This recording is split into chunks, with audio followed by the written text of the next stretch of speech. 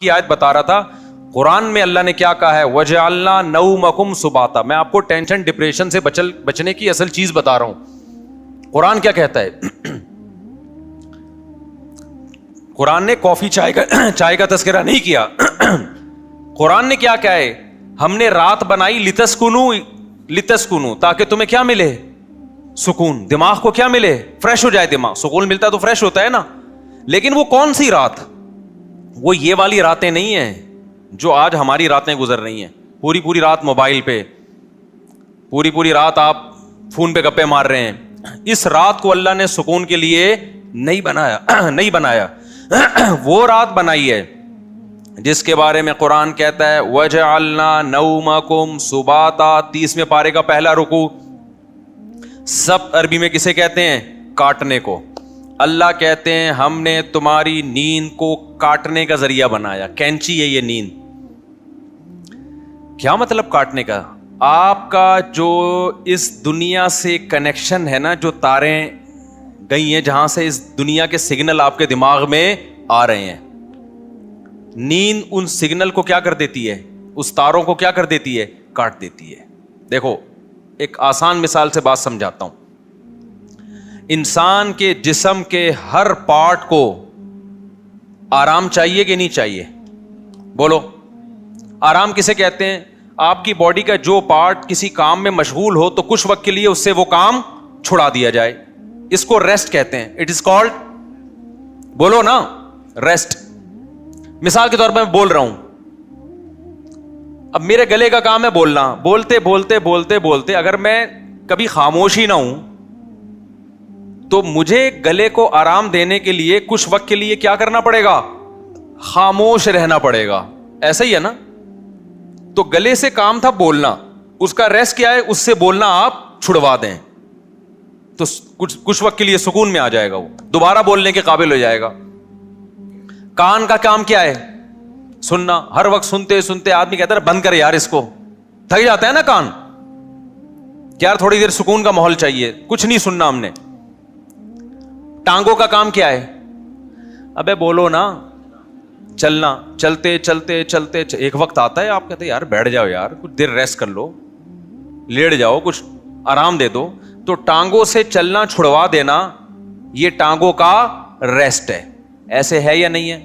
جم میں آپ جاتے ہو, وزن اٹھا رہے ہو, 3 سیٹ لگا لیے, 4 سیٹ لگا لیے, اب نہیں اٹھا جا رہا تو آپ کا ٹرینر آپ کو کیا کہے گا؟ بھائی اب بازو کو تھوڑی دیر کیا دے دے؟ ریسٹ دے دے. جو کام میں مشغول تھا اس سے وہ کام چھڑوا دے. اب دیکھو یہ سارے کام جو ہماری باڈی کر رہی ہوتی ہے, ان کو چھوڑنے کا آرڈر دماغ دیتا ہے. دماغ کہتا ہے چلنا بند کر دو, دماغ کہتا ہے سننا بند کر دو, دماغ کہتا ہے بولنا بند کر دو.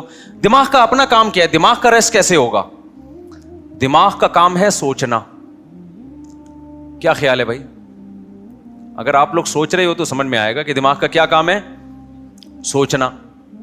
مجھے آپ بتاؤ دنیا میں کوئی مائی کا لال ایسا پیدا ہوا ہے جو دماغ کو کہے کہ سوچنا بند کر دے؟ دماغ کو آرڈر کون دے گا؟ ہائے آپ چل رہے ہو, ٹانگوں کو کون آرڈر دے گا کہ رک جاؤ؟ اتنا تو میرا خیال ہے جنرل نالج کا سوال ہے, یہ تو کوئی معاشرتی علوم کا سوال نہیں پوچھا میں نے. ٹانگوں کو کون آرڈر دیتا ہے کہ رک جاؤ؟ دماغ آرڈر دیتا ہے, تبھی ہم بریک لگا لیتے ہیں. میں بول رہا ہوں بولتے تھک گیا تو میرے گلے کو کون آرڈر دے گا کہ رک جاؤ؟ دماغ آرڈر دے گا. اس سے پتہ چلتا ہے آرڈر دینے والا ہمیشہ اس سے سپیریئر ہوتا ہے. آپ کی باڈی کا جو پارٹ ہے نا, کوئی بھی پارٹ, اس کو آرڈر دے گا بادشاہ. وہ کون ہے؟ وہ دماغ ہے. پھر یہ اس کی بات مانے گا, رک جائے گا. کیونکہ ہمارے ٹانگوں کے پاس سوچنے کے لیے دماغ نہیں ہے, وہ خود نہیں رکیں گی, ان کو آرڈر اوپر سے آئے گا. لیکن دماغ کو آرڈر کون دے گا کہ سوچنا بند کر دے؟ نہیں ہے بات, آرڈر نہیں دے سکتا. دماغ کے لیے کوئی اوپر کی چیز ہو جو دماغ کو آرڈر دے کہ سوچنا بند کر دے. کیونکہ دماغ جب اپنے آپ کو آرڈر دے گا کہ سوچنا بند کر دے تو اس کے لیے دماغ سوچے گا, تو سوچنے کا عمل کم نہیں ہوگا بلکہ سوچنے کا عمل بڑھ جائے گا. ابے کیسے سمجھاؤں مجھے بتاؤ یار, کامن سینس کی بات کر رہا ہوں یا نہیں کر رہا؟ کافی پی کے آئے ہیں کہ نہیں آئے ہیں؟ مجھے یہ بات بتاؤ. اگر کافی کی عادت نہیں ہے نا, پھر بغیر پیے بھی دماغ فریش ہوگا. اگر عادت پڑ چکی ہے تو ایک ایک کپ آپ کو پلانا پڑے گا, اس کے بغیر کھوپڑی میں بات نہیں آئے گی. یہ نقصان ہے کافی کا. پھر بھی ہم کہتے ہیں پی لو, ہمیں بھی کبھی دماغ کھوپڑی کام نہیں کر رہی ہوتی, 2 چسکے ہم بھی لگا لیتے ہیں. ٹھیک ہے, پیدا تو اسی سوسائٹی میں ہوئے نا, فضائل نہیں بیان کرتے ہم. اچھا خیر, تو اب دماغ کا کام کیا ہے؟ دماغ کو سکون ایسے ملے گا سوچنا چھوڑ دے. اب آپ کیا کرو گے؟ اب آپ بیٹھ گئے, ٹانگوں کو آرڈر دیا رک جاؤ, ٹانگیں رک گئیں. کمر تھک گئی ہے بیٹھے بیٹھے, کمر کو آرڈر دیا بھائی لیٹ جا, لیٹ گئے بھائی. اب دماغ تھک گیا آپ کا, اب آپ دماغ کو آرڈر دے رہے ہو سوچنا بند کر دے. دماغ کا باپ بھی سوچنا بند نہیں کرے گا بلکہ اور سوچے گا. تبھی تو اوور تھنکنگ کی ایک بیماری ہے نا. لوگ کہتے ہیں ہم جب سونے کے لیے لیٹتے ہیں تو اس وقت تو بالکل ہی نیند اڑ جاتی ہے ہماری. ویسے چلتے پھرتے رہیں گے نیند آئے گی, بیٹھے ہوئے نیند آ رہی ہے, سونے کے لیے لیٹے اور نیند کے علاوہ اب سب کچھ آنا شروع, کیونکہ دماغ اب نیند کے بارے میں سوچنا شروع کر دیتا ہے کہ سو تو نہیں سویا, صبح دیر ہو جائے گی, دماغ خراب ہوگا, یہ ہوگا. اس سے نیند آنے کے بجائے کیا ہوتی ہے, اس ٹینشن سے نیند اور اڑتی ہے. سمجھ میں آ رہی ہے بات؟ تو اس کا حل اللہ نے کیا رکھا ہے؟ اللہ نے کہا یہ تمہارے بس میں نہیں ہے کہ تم سو جاؤ, کیونکہ تمہارے پاس جو سب سے پاورفل پارٹ ہے نا وہ دماغ ہے. اس دماغ کے کنٹرول میں میں نے تمہارے سارے پارٹ دے دیے ہیں. دماغ کس کے کنٹرول میں ہے؟ وہ میرے کنٹرول میں ہے. وہ کسی کا باپ بھی نہیں سلا سکتا جب تک میں نہیں چاہوں گا. لہذا تم نے کیا کرنا ہے؟ سونے کے اسباب اختیار کرنے ہیں. سونا تمہارے بس میں نہیں ہے. اسباب کے بتی بجھا دی, لیٹ گئے, سکون کا ماحول ہو گیا, پنکھا چلا دیا, یا نیند کی گولی کھا لی, بہت زیادہ ہو گیا تو یہی ہوگا نا. تو اس سے نیند کی گولی بھی آپ کو یاد رکھو سلاتی نہیں ہے. وہ کیا کرتی ہے, آپ کے جو پٹھے ہیں ان کو ریلیکس کر دے گی, خیالات کو مجتمع کر دے گی. نیند ڈاکٹر کہتے ہیں کہ نیند خود سے آتی ہے انسان کو, کوئی دوا نہیں لاتی نیند. دوا یہی ہے کہ وہ اسباب پیدا کر دیتی ہے, اس کے سکون کے اسباب پیدا کر دیتی ہے. لیکن دوا ڈائریکٹ نیند لانے والی اب تک کوئی دوا میری معلومات کے مطابق ایجاد نہیں ہوئی, جو ڈاکٹر کہتے ہیں. تو اب کیا ہوتا ہے؟ اب اللہ تعالیٰ بیچ میں آتے ہیں. اللہ تعالیٰ کہتے ہیں وَجَعَلْنَا نَوْمَكُمْ سُبَاتًا, تم اسباب اختیار کرتے ہو, لیٹ جاتے ہو. ہم کیا کرتے ہیں؟ تمہاری نیند, ایک کینچی لے کر آتے ہیں ہم, کیونکہ ہم جو سوچنا بند نہیں کر رہے نا, وجہ اس کی کہ ہمارے دماغ کا اس دنیا سے کنیکشن ہے. یہ کنیکشن جب تک ختم نہیں ہوگا اس وقت تک آپ سوچنا بند نہیں کر سکتے. آپ جب سونے کے لیے لیٹے, دن بھر کے خیالات ہیں, ابے یہ آیا تھا, یہ ہوا تھا, دوسری شادی, تیسری شادی, میرے بیان کسی نے سنے ہو, ٹھیک ہے نا, شادی نہیں ہو رہی یا ہو گئی ہے تو مصیبت. میرے جس نے بھی بیان سنے ٹینشن میں, وہ بھی ٹینشن میں جس کی نہیں ہو رہی, اور جس کی ہو گئی ہے وہ اس سے بڑی ٹینشن میں کہ یار یہ میں کیا کر بیٹھا ہوں. تو ٹینشنوں میں اور یہ اور وغیرہ وغیرہ 20 قسم کے آپ نکالتے چلے جاؤ دماغ سے. نہیں, اللہ کہتے ہیں میری قدرت کام کرتی ہے. میں کیا کرتا ہوں, اس کے جو لنک ہے نا, جتنے جہاں سے لیڈ آ رہی ہے اس کو, یہ دنیا سے آ رہی ہے نا, یہاں سے اس کے دماغ کا میں کنیکشن کیا کر دیتا ہوں, ساری تاریں, پاور ہی ختم ہو گئی. ارے میرے بھائی, بچہ کمپیوٹر پہ بیٹھا ہو, ہل کے نہ دے رہا ہو, پولیس بلا لی, بیٹا ہٹ جا یہاں سے, نہیں ہل رہا ہو, تو آخری حل آپ کے پاس کیا ہے؟ وہاں سے پاور کھینچ دو, پاور ہی نکال دو, ایسی کی تار ہی کاٹ دو بیچ میں سے. اب چلے گا؟ اب پہیہ لگا کے تو چلے گا, ویسے نہیں چلے گا کمپیوٹر. تو اللہ میاں بھی کہتے ہیں وَجَعَلْنَا نَوْمَكُمْ سُبَاتًا, ہم نے تمہاری نیند کو دماغ اور اس دنیا کے کنیکشن کا کاٹنے والا, یہ نیند ایک کینچی ہے جو کیا کرتی ہے؟ تمہارے دماغ کا اس دنیا سے کنیکشن ختم. اصل بات جو میں بتانا چاہ رہا تھا, اللہ قرآن میں کیا کہتا ہے کہ تمہیں سکون دماغ کو اس وقت ملے گا جب کافی پیو گے, نہ چائے پینے سے, نہ چرس پینے سے, ہیروئن پینے سے, نہ دماغ کے سکون کے لیے اللہ نے نیند بنائی ہے, اور وہ والی نیند جو تمہارا اس دنیا سے کنیکشن ختم کر دے. کیونکہ ہم نے بہت سے لوگوں کو دیکھا ہے سو رہے ہوتے ہیں لیکن سب پتا ہوتا ہے کہ کیا ہو رہا ہے. اس کا مطلب ان کی نیند نہیں ہوتی ہے. گھوڑے بیچ کے سونے والی نیند کا اللہ ذکر کر رہا ہے قرآن میں.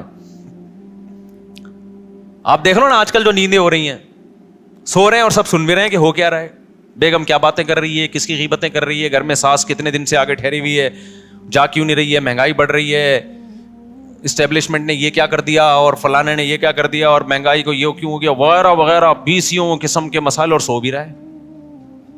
ذرا سی بات کرو تو کہتا ہے کیا. اچھا سوتے سوتے بتا رہا ہوتا ہے چپ ہو جاؤ میں سو رہا ہوں.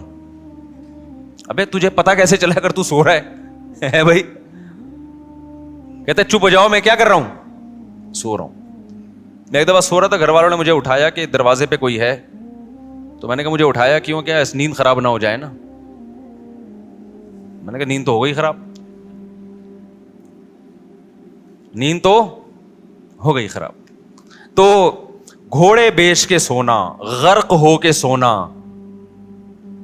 بے ہوش ہو کے سونا، یہ والا سونا کون سا سونا ہے جس کو اللہ نعمت قرار دے رہا ہے اور جو دماغی سکون کا ذریعہ ہے. آج کل یہ والا سونا مارکیٹ سے شارٹ.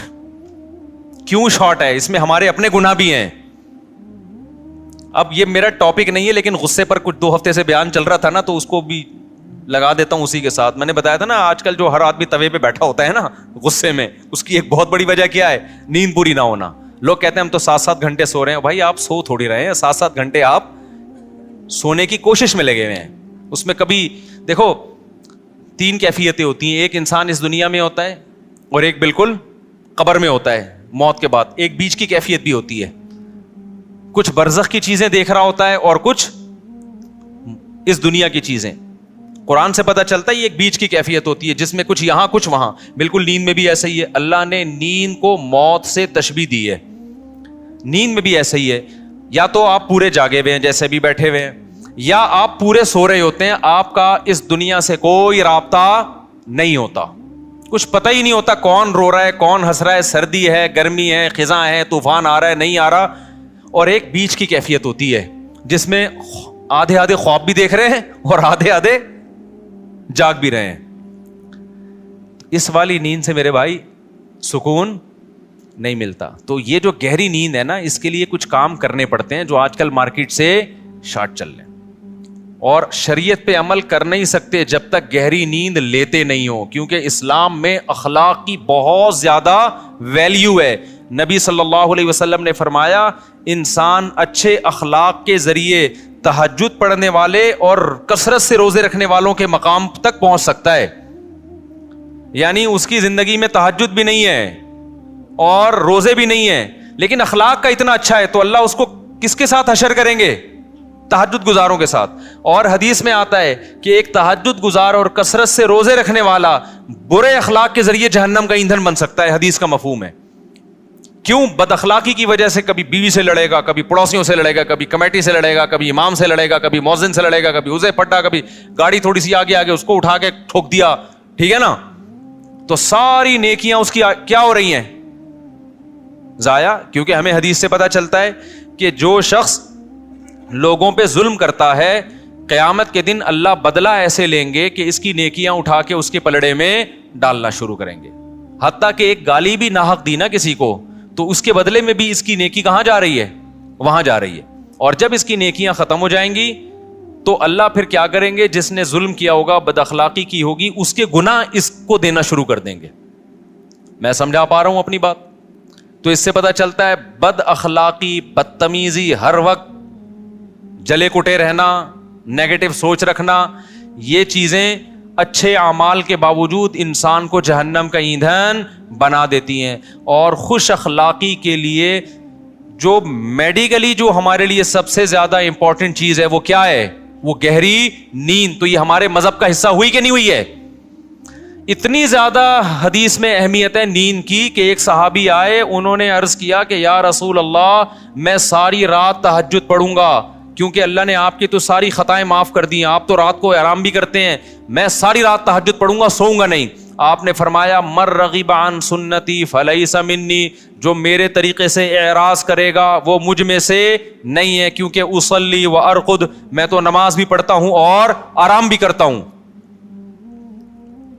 نبی کو معلوم تھا یہ ساری رات تہجد پڑھیں گے نیند پوری نہیں ہوگی، تو پھر آگے نتیجہ کیا نکلے گا؟ آگے نتیجہ یہ نکلے گا کہ وہ تہجد بد اخلاقی کے ذریعے ضائع کریں گے. یہ سمجھتے ہو بات کو؟ تو میں جو نیند اتنا کر رہا ہوں نا، کوئی میڈیکل سائنس کا شعبہ ہی، لیکن میں اس کو اس لیے بیان کر رہا ہوں کہ اس کا مذہب سے بھائی بہت گہرا تعلق ہے. اصلی و ارقد حدیث میں آتا ہے میں تو نماز بھی پڑھتا ہوں اور آرام بھی کرتا ہوں. تم کون ہو بھائی جو نماز ہی پڑھتے رہتے ہو, آرام نہیں کرو گے رات کو؟ اور ہمارے نبی صلی اللہ علیہ وسلم کی نیند گہری تھی, اتنی گہری تھی کہ آپ صلی اللہ علیہ وسلم کے ہلکے سے خراٹے کی آواز بھی آتی تھی. جب انسان بہت تھک کے سوتا ہے اور گہری نیند سوتا ہے تو جن کو خراٹوں کی بیماری نہیں بھی ہے ان کے ہلکا ہلکا تیز سانس کی آواز آتی ہے. تو ہمارے نبی صلی اللہ علیہ وسلم بھی جب سوتے تھے, آرام کرتے تھے, تو آپ سے معمولی خراٹوں کی آواز آیا کرتی تھی. یہ اس کی علامت تھی کہ آپ صلی اللہ علیہ وسلم کی نیند ہلکی نہیں تھی بلکہ گہری نیند تھی. سمجھتا نہیں ہے نا بات کو. اب گہری نیند کے لیے پھر وہ ٹپس ہیں, وہ پھر وہ ڈاکٹروں سے پوچھیں, آپ اس ڈاکٹر سے پوچھیں خود سو رہا ہو ٹائم پہ, کیونکہ ڈاکٹر خود 3-4 بجے کلینک بند کر کے آ رہے ہوتے ہیں, سمجھ رہے ہو نا. تو لیکن اس میں چند چیزیں, ورزش کرے انسان, یہ چائے کافی وافی ان چیزوں سے اپنے آپ کو اس عذاب سے جان چھڑائے. اور بہت ہی کچھ شوق ہے تو چائے پی لو, وہ بھی دن میں 2 کپ بہت زیادہ ہے, لیکن ثواب سمجھ کے وہ بھی نہ کرو. اور رات کو انسان جلدی سے, رات کو موبائل بند کر کے رکھ دے لاکر میں. موبائل جو ہے نا یہ رات کو دیکھو ہی نہیں, یہ بہت بڑی تباہی ہے. سو جاؤ رات کو, صبح 2 بجے 3 بجے اڑ جاؤ, اس کے بعد نماز پڑھو, تلاوت کرو, اللہ سے دعا مانگو, پھر موبائل دیکھ لو بیٹھ کے. بھائی کوئی مفید چیز اگر آپ نے دیکھنی ہے, کوئی جنرل نالج کی چیز دیکھنی ہے, کسی کا ولاگ دیکھنا ہے کہ میں بیت الخلاء میں بیٹھا ہوا ہوں کیسا لگ رہا ہوں, ٹھیک ہے نا, اس طرح بھی ولاگ بھی ایسے آ رہے ہیں کہ بس جو اٹرم پٹرم اٹھا کے ڈال دو. بس میں جا رہا ہوں, میں نانی کے جا رہا ہوں, میں خالہ کے جا رہا ہوں, میں پپو کے جا رہا ہوں. تو جا رہا ہے بھائی, تو ساری دنیا جاتی ہے, تو پہلی دفعہ تھوڑی جا رہا ہے. چلو کوئی دوسرے ملک میں جا کے ولاگ بنا رہا ہے, آپ نے وہ ملک دیکھا نہیں ہے, تو آپ کا یار بغیر ٹکٹ ویزے کے کنٹری دیکھنے کو مل رہا ہے, پھر بھی سمجھ میں آتا ہے. لیکن ایسے ایسے ولاگرز آ رہے ہیں, ان پہ تو مجھے تعجب اس لیے نہیں ہوتا کہ ان کو پیسہ مل رہا ہے نا, تعجب تو آپ پہ ہوتا ہے کہ یار آپ کے پاس اتنا ٹائم